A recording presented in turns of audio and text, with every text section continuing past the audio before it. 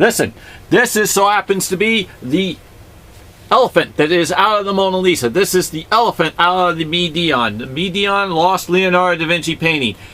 Da Vinci loved the Mona Lisa. You think he's only going to paint her once? Absolutely not.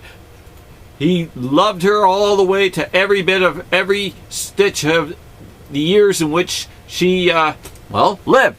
He lived till he was 67. This elephant image that is pulled out of here so happens to be exactly the same image, which is this image here, which is pulled out of this area of my MiDion, is a match. But Da Vinci does a copy, and out of the copy he does transforms. Learn my YouTubes, over 1,100 of them. You'll see how the buffalo guy turns into the elephant, and the elephant turns into the snake, and you'll find all the signatures and his names of his lovers. You'll find so much information of why they are called MiDions. Best boyfriend in the whole wide world. There is a secret, and I've broken a lot of them.